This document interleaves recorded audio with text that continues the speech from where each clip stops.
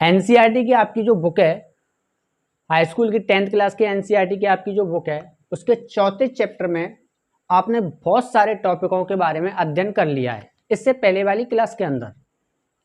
और अब इस क्लास में जिन टॉपिकों के बारे में हम बात करेंगे वो टॉपिक बहुत ज़्यादा आपके लिए इम्पोर्टेंट हैं एग्जाम के लिए। आप इन टॉपिकों को बहुत अच्छी तरीके से मेरे साथ ही साथ क्लियर करना। आज के जो टॉपिक हैं, 2 टॉपिक होंगे आपके, दोनों टॉपिकों के बारे में उनके कुछ अभिक्रिया हैं और उनके कुछ उपयोग वगैरह हैं, यानी कि उसकी परिभाषा मैंने यहाँ पर लिख दी हैं, उनको भी उनके बारे में जानेंगे, उनके बारे में पढ़ेंगे अच्छी तरीके से। तो सबसे पहले अगर मैं बात करूं एथेनॉल, जो हमारा सबसे पहला है हमारा एथेनॉल और दूसरा है हमारा एथेनोइक अम्ल। इन दोनों टॉपिकों को आपको बहुत अच्छी तरीके से क्लियर तरीके से समझना है। अब तक जो आपने देखा, इससे पहले वाली क्लास में हमने ये सारी चीजें सीखी कि जो हाइड्रोजन कार्बन की, यानी कि जो हाइड्रोजन कार्बन के जो यौगिक होते हैं उनका हम दहन करा के एक नए पदार्थों में उन्हें हम बदल सकते हैं, ये चीज हमने जानी। उसके साथ ही साथ हमने जाना कि कुछ हमारे कार्बनिक यौगिक ऐसे होते हैं जिनको उत्प्रेरक के माध्यम से ही अन्य पदार्थों के अंदर बदला जा सकता है। ठीक है, तो अब यहां पर जैसे एथेनॉल और एथेनोइक अम्ल की अगर जो हम बात कर रहे हैं, ये टॉपिक इसी हमारे चौथे चैप्टर यानी कार्बनिक यौगिक हैं, ये भी इनको किस प्रकार से एक नए पदार्थ में बदलते हैं उस चीज को आज सीखेंगे। तो देखो, सबसे पहले मैं अगर मैं बात करूं एथेनॉल की, इसकी अगर मैं गलनांक की बात करूं कि इसका गलनांक होता है 156 केल्विन। क्वथनांक की अगर हम बात करें तो क्वथनांक होता है 290 केल्विन। अब यहाँ पर मैंने इस चीज को केल्विन में क्यों दिखाया है, मैंने इसको डिग्री में क्यों नहीं दिखाया, इसलिए क्योंकि इन चीजों को अगर हम डिग्री में दिखाते हैं, क्योंकि इनका गलनांक और क्वथनांक जो है बहुत ज्यादा कम होता है, यानी कि बहुत ज्यादा कम है, कम देखने को मिल रहा है, इसलिए अगर इनको डिग्री में देखें तो शायद हो सकता है वहां पे आपको माइनस में आपको डिग्री में देखने को मिलेगा ये, तो इसलिए मैंने इनको केल्विन में दिखाया है। दूसरे अगर पॉइंट में हम देखें, यह एक अच्छा विलायक है, इसका उपयोग टिंचर, आयोडीन, कप सिरप व अन्य कई सारे पेय पदार्थों में किया जाता है। मेरा कहने का मतलब यह है, यहां पर जैसे कि यहाँ बताया ना, टिंचर, आयोडीन, आपका कप सिरप आप जानते हो ना, जो आप डॉक्टर वगैरह जो हमें लिखते हैं, खांसी वगैरह जब होती है तो डॉक्टर हमें लिखते हैं कप सिरप वगैरह, ये मैंने भी काफी बार पिया है। तो ये क्या है, यहाँ पर ये एथेनॉल जो है इस यानी कप सिरप के अंदर, जिसे हम पीते हैं खांसी वगैरह के लिए यूज करते हैं, एथेनॉल इसके अंदर हम क्या करते हैं, एथेनॉल का प्रयोग करते हैं। और ऐसे हमारे कई बहुत सारे अन्य यानी कि बहुत सारे ऐसे पदार्थ हैं जिनमें हम एथेनॉल का उपयोग करते हैं, जो हमारे पीने योग्य पदार्थ होते हैं उनमें हम क्या एथेनॉल का उपयोग करते हैं। और देखो यहाँ पर अगर मैं टिंचर आयोडीन की बात करूं तो इसका आंसर आप खुद ही दोगे, ये आपके लिए होमवर्क है। आप क्या करेंगे, मेरी कमेंट बॉक्स में आप कहीं से भी ढूंढ करके बताइए कि टिंचर आयोडीन जो है क्या होता है, और टिंचर आयोडीन जो भी होता है उसके अंदर भी क्या है, एथेनॉल प्रयोग किया जाता है, मगर आपको ये चीज ढूंढकर मुझे बतानी है। अगले अगर हम पॉइंट की बात करें, इसे किसी भी अनुपात में जल में मिलाया जा सकता है। जल में मतलब अनुपात से मेरा मतलब यहाँ पर यह है कि एथेनॉल, ये एथेनॉल ऐसा है इसके अंदर अगर जल मिलाएं, यहाँ पर निश्चित नहीं है कि आपको इसमें फिक्स ही जल मिलाना होगा, क्योंकि कुछ कुछ पदार्थ ऐसे होते हैं जिसमें जल जब मिलाते हैं, जल मिलाने पर उनकी कुछ निश्चित मात्रा होती है, कुछ फिक्स अनुपातों में वहां पर जल मिलाया जाता है, मगर एथेनॉल में कुछ भी ऐसा नहीं है। यहाँ पर इसको जल में अगर हम क्या करें, मिश्रित करें, यानी मिश्रण इसका करें, यानी कि एथेनॉल के अंदर अगर हम जल डालें, जल डालते समय कुछ ऐसा नहीं है कि इसमें कुछ नया आपको देखने को मिलेगा। ये क्या है, जितना भी आप जल डालोगे उतने में क्या कर लेगा, एब्जॉर्ब कर लेगा। ये इसकी खास बात है। जैसा कि आपने देखा होगा कि लोग बाग क्या करते हैं, जब लोग एल्कोहल, देखो एथेनॉल जो है, एथेनॉल का फॉर्मूले की अगर मैं बात करूं, ये होता है CH3 सिंगल बॉन्ड CH2 और OH। OH से मेरा मतलब क्या होता है, मैंने पहले भी बताया कि मतलब एथेनॉल जो है OH जुड़ा है इसमें, तो ये क्या है, एक एल्कोहल है। और आप सभी जानते हो, आपने शराब के बारे में अच्छी तरीके से सुना होगा कि जो शराब के अंदर आता है वो क्या आता है, एल्कोहल की मात्रा होती है। अल्कोहल उसके अंदर आता है। और आप सभी जानते हैं उस शराब के अंदर लोग ऐसा नहीं है कि फिक्स पानी डालें, हो सकता है उसमें वो 1 लीटर 2 लीटर या उससे ज़्यादा या उससे कम, मतलब जो उनको जैसा अच्छा लगता है उसी तरीके से वो क्या करते हैं उसके अंदर पानी मिला देते हैं। मतलब इसका फिक्स अनुपात नहीं है एथेनॉल का। अल्कोहल जो है उसके अंदर आप कितना भी पानी मिलाइए इस चीज से कोई भी फर्क नहीं पड़ता। यहां तक क्लियर। और सबसे मुख्य बात कि अगर हमने शुद्ध अल्कोहल की थोड़ी सी भी मात्रा अपने शरीर के अंदर ले ली, यानी कि मैं यहां पर उस अल्कोहल की बात नहीं कर रहा हूं, एथेनॉल की बात नहीं कर रहा हूं, मैं शुद्ध अल्कोहल की बात कर रहा हूं। अगर थोड़ी सी मात्रा का भी हम उपयोग करते हैं अपने शरीर के अंदर तो आपके शरीर के लिए वो बहुत ज्यादा घातक सिद्ध हो सकती है। या शुद्ध अल्कोहल की बात की है मैंने, यहाँ पर तो हम एथेनॉल को पढ़ रहे हैं, मगर अगर आप शुद्ध अल्कोहल लेंगे, जैसे यहाँ पर शराब में क्या होता है, अल्कोहल होता है, ठीक है। और उस अल्कोहल की मात्रा क्या हो सकती है आपके शरीर के लिए बहुत ज्यादा घातक हो सकती है। अब देखो, जहाँ पर शराब पीते हैं उसके अंदर जो हमारा पीने वाला जो पेय पदार्थ है जिसे हम शराब बोलते हैं उसके अंदर अल्कोहल की मात्रा होती है, साथ ही साथ उनके अंदर और भी ऐसे कुछ पदार्थ मिले होते हैं, उनका और भी कुछ ना कुछ थोड़ी थोड़ी मात्रा अलग अलग प्रकार से देखने को मिल जाती है, साथ ही अल्कोहल के साथ ही साथ। यहां तक बात आपकी क्लियर। अब एथेनॉल की कुछ रिएक्शन है, कुछ अभिक्रिया हैं, उनके बारे में हम बात करें। जिस एथेनॉल को हम पढ़ रहे हैं उस एथेनॉल की कुछ अभिक्रिया उनके बारे में हम देखेंगे। तो पहली अभिक्रिया की अगर मैं बात करूं तो पहली है हमारी सोडियम की अभिक्रिया।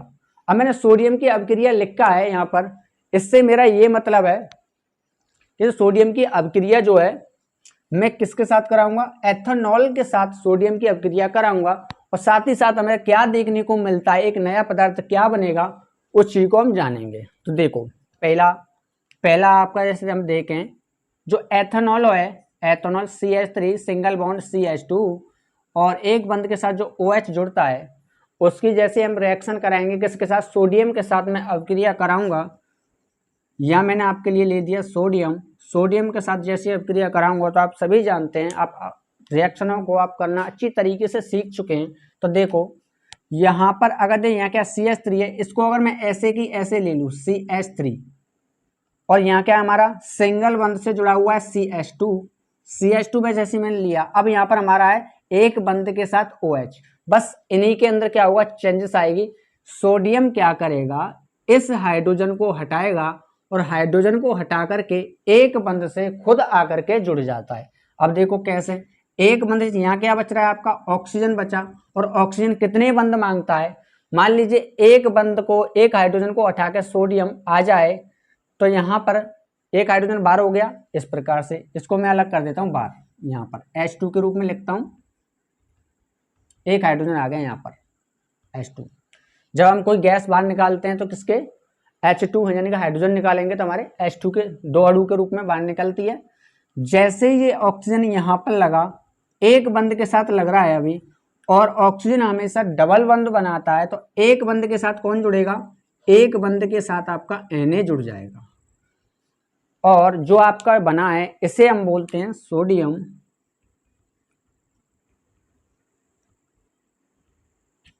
एथॉक्साइड। इसे हम क्या बोलते हैं, सोडियम एथॉक्साइड बोलते हैं। ये तो हो गया आपकी पहले रिएक्शन। दूसरी अगर मैं सेकंड की बात करूं तो आप एथेनॉल को क्या करेंगे, उठा करके लाइए और कोई एक उत्प्रेरक की उपस्थिति में, उत्प्रेरक के जरिए आप उसको गर्म करेंगे तो हमें क्या बनता है। तो देखो मैंने लिया सबसे पहले एथेनॉल यानी कि CH3 CH2 और आपका OH ले लिया, इसको डायरेक्टली, तो मैं बताना भूल गया आपके लिए, ये पहली वाली मैंने रिएक्शन कराई है, ये उत्क्रमणीय अभिक्रिया कहलाती हैं, क्योंकि ये अभिक्रिया हमेशा भी बोलती हैं कि इन चीज़ों से मिला करके ये चीज़ बन सकती है और इन चीज़ों से मिला करके ये चीज़ें बन सकती है, इनको बोलते हैं हम उत्क्रमणीय अभिक्रिया। सेकंड में एथेनॉल को हम क्या करेंगे, एथेनॉल को आप कीजिए गर्म। जैसे हम इसको गर्म करेंगे और गर्म करेंगे 443 केल्विन ताप पर हम इसको क्या करेंगे, गर्म करेंगे। किसकी उपस्थिति में, एक अम्ल ले लो, कोई भी, जैसे सांद्र सल्फ्यूरिक अम्ल ले लेते हैं H2SO4। सांद्र सल्फ्यूरिक अम्ल को जैसे लाएंगे तो ये किसका काम करेगा, यानी कि हाइड्रोसल्फेट जो है सांद्र सल्फ्यूरिक अम्ल है, ये काम करेगा हमारा उत्प्रेरक का काम करेगा।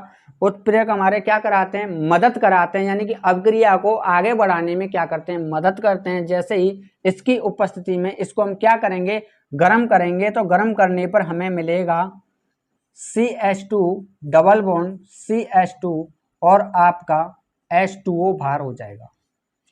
ये तो आपने देख लिया किस प्रकार से ये बन गया। अब इसको ये समझेंगे कि ये सारी चीजें कैसे बनी। देखो जैसे मैं इसको गर्म करूंगा, हमने देखा कि इस वाले पदार्थ में एक एक हाइड्रोजन कम हो गया, तो देखो यहाँ पर एक हाइड्रोजन इसमें से कम हो गया, ये जैसा है वो वैसा ही है, मगर यहां से हमारा OH जो है बिल्कुल गायब हो गया। अब देखो यहाँ कैसे हुआ कि जैसे ही ये टूटेंगे, इनके बंध जैसे टूटेंगे, सभी हाइड्रोजन अलग हो जाएंगे और सभी कार्बन क्या होंगे, अलग हो जाएंगे। यहां से एक हाइड्रोजन निकलेगा और एक हाइड्रोजन निकल के किसके साथ जुड़ जाएगा, ये इसके साथ जुड़ जाएगा और इसके साथ जुड़ करके बनाएगा आपका क्या, जल, यानी कि H2O बना लेगा। अब आपका क्या बचा, यहां से एक हाइड्रोजन निकला तो यहाँ बचा होगा आपका CH2, यहाँ मैंने लिखा CH2 और यहाँ पर पहले से ही आपका CH2 बन रहा है तो यहाँ मैंने लिखा CH2। अब सीधी सी बात है, एक कार्बन 4 बंध मांगता है और एक कार्बन को अगर मैं CH2 सिंगल बंध CH2 लिखता हूं तो इसके बंध पूरे नहीं होंगे। पूरे बंध करने के लिए हमें क्या लगाने पड़ेंगे, यहां पर डबल बंध लगाने पड़ेंगे। जैसे ही मैं डबल बंध लगाऊंगा तो हमारा पदार्थ बन जाएगा इस प्रकार से। अब तुम्हें कुछ कुछ चीजें याद आ रही होंगी पीछे जो मैंने आपके लिए कराया है। ये जो बना है, ये बनाया आपका एथीन,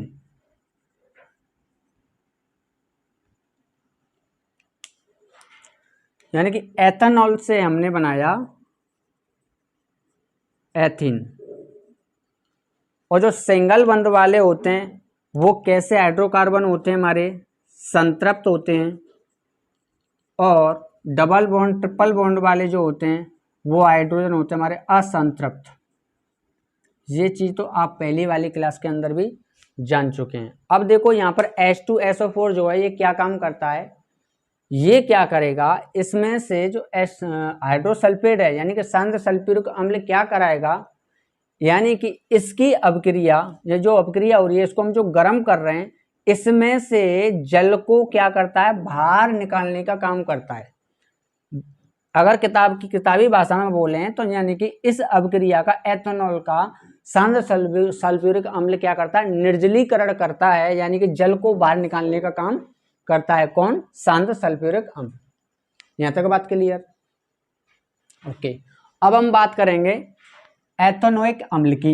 एथेनोइक अम्ल के बारे में जाने कि एथेनोइक अम्ल क्या होता है, इसे बोलते हैं एसिटिक अम्ल। अब देखो इसके गलनांक की अगर हम बात करें तो इसका गलनांक होता है 291 केल्विन। क्वथनांक की अगर हम बात करें तो क्वथनांक होता है इसका 391 केल्विन। यहां तक बात क्लियर है। और एथेनोइक अम्ल में इसका बहुत ही ज्यादा कम है, मतलब एथेनॉल में अगर हम देखें तो 156 केल्विन और 290 केल्विन देखने को मिला, दोनों चीजें। और एथेनोइक अम्ल के अंदर देखें तो बहुत ज्यादा हो रहा है, यानी कि 291 केल्विन और 391 केल्विन क्या होता है, इसका गलनांक और क्वथनांक होता है। नेक्स्ट अगर पॉइंट की बात करें कि एसिटिक अम्ल के 3 से 4% विलयन को सिरका कहा जाता है। अब क्यों कहा जाता है कि जो आपका एसिटिक अम्ल जो होता है, आपका प्योर एसिटिक अम्ल जो होगा उसके अंदर अगर देखा जाए 3 से 4%, ज्यादा नहीं, पूरे की बात नहीं की जाएगी ना, इसमें यहाँ पर आधे की बात की जाएगी। 3 से 4% क्या होगा, उसमें सिरके की मात्रा आपको देखने को मिल जाएगी। सिरका आप सभी जानते हो किसे बोलते हैं, जिसे हम अपनी रोज की दिनचर्या में यूज करते हैं, अपने घरों के अंदर उसका प्रयोग करते हैं, उस सिरके की बात कर रहा हूं। उसकी मात्रा एसिटिक अम्ल के साथ कितनी मिलेगी, 3 से 4% आपको देखने को मिल जाएगी। और सबसे बेस्ट बात यह है कि मैं आपके लिए बताऊं, जैसे एथेनॉल की बात करी और एथेनॉल के अम्ल की बात करें, ये आपके रूम के टेम्परेचर पर क्या होगा, बिल्कुल लिक्विड फॉर्म में आपको ये देखने को मिलेंगे। मगर एथेनोइक अम्ल की अगर हम बात करें, इसमें कुछ कंडीशन अलग है। अगर थोड़ी सी अगर सर्दी बढ़ जाती है तो ये क्या करता है, जम जाता है। सर्दियों में ये जम जाता है, इसलिए इसे हम कहते हैं ग्लेशियल एसिटिक अम्ल कहते हैं। इसे आप अच्छी तरीके से नोट कर लेना। अब मैं बात करूंगा इसकी अपक्रियाओं के बारे में कि इनकी अपक्रिया क्या होती है। यानी कि पहली अपक्रिया जो होगी हमारी एथेनोइक, और एथेनॉल की अपक्रिया करा के देखेंगे कि हमें क्या प्राप्त होता है। या फिर आप ऐसे कह लीजिए, अगर आपको कभी भी एस्टर बनाना हो, एस्टर अगर आपको बनाना हो तो हमें एथेनॉल और एथेनोइक की अपक्रिया करा करके हमें क्या बन जाता है, एस्टर बन जाता है। अब देखो कैसे, अगर जैसे मैं यहाँ पे ले लूँ एथेनोइक अम्ल ले लूँ, सबसे पहले एथेनोइक अम्ल होगा आपका CH3 सिंगल बॉन्ड COOH। अब देखो कुछ आपको देखने से याद आ रहा होगा, यहाँ पर CH3 सिंगल बॉन्ड के साथ COOH, यहाँ पर ये देखा था, आपको लग रहा होगा, इससे पहले वाली क्लास के अंदर इसकी मैंने चर्चा की थी, जिसे हम बोल देते कार्बोक्सिलिक अम्ल। बिल्कुल सेम वही फॉर्मूला है, कार्बोक्सिलिक अम्ल। फिर भी हम इसे एथेनोइक अम्ल क्यों बोल रहे हैं, तो देखो वहां पर हमने उसको क्या बोला था, अम्ल ही तो बोला था, यानी कार्बोक्सिलिक अम्ल, और ये भी क्या है, एथेनोइक अम्ल। कार्बोक्सिलिक अम्ल हो या एथेनोइक अम्ल हो, दोनों शब्द, या फिर हम ऐसे कहें जो कार्बोक्सिलिक अम्ल जो है उसी का हिस्सा है हमारा एथेनोइक अम्ल। इसीलिए सेम आपको बिल्कुल एडिटिव, सेम एडिटिव आपको ये चीजें देखने को मिल जाती हैं। अब देखो मैंने यहाँ पर क्या लिया, एथेनोइक अम्ल लिया, और इसके साथ रिएक्शन कराऊंगा मैं किसकी, एथेनॉल की। एथेनॉल हमारा क्या होता है, CH3 सिंगल बॉन्ड CH2 और आपका OH इसके अंदर जुड़ा होगा। अब इसकी अगर मैं रिएक्शन कराऊं, देखो ये भी अपक्रिया हमारी कैसी होती हैं, उत्क्रमणीय अपक्रिया होती हैं। यहां आपका जो बनेगा, यहां बनेगा आपका CH3 सिंगल बॉन्ड COOCH2 और आपका सिंगल बॉन्ड CH3, साथ ही आपका बनेगा यहाँ पर क्या, जल। और इसी को हम क्या बोलते हैं, इसी को बोलते हैं हम एस्टर। देखो ये कैसे बना, इसको हम समझते हैं कि यहां पर है आपका एथेनोइक, ठीक है, यहां पर है आपका एथेनॉल। इन दोनों से मिलाकर के सबसे पहले हमारा जो जल निकला उस जल को हम बाहर कर देते हैं। अगर मैं इस हाइड्रोजन को और इस OH को साथ में लेकर के आऊं तो सीधी सी बात है, जाहिर सी बात है, क्या बनेगा, जल बनेगा। और यहां पर आपके लिए अब क्या बच रहा है, आपके लिए बच रहा है CH3 single bond COO, CH3 single bond COO, ये चीजें मैंने बिल्कुल सेम लिख दी। अब यहाँ पर आपका क्या बचा, CH3 सिंगल बॉन्ड CH2, यही बच रहा है ना। तो मैं एक बंद से जैसे जोड़ूंगा तो CH2 आगे आ जाएगा।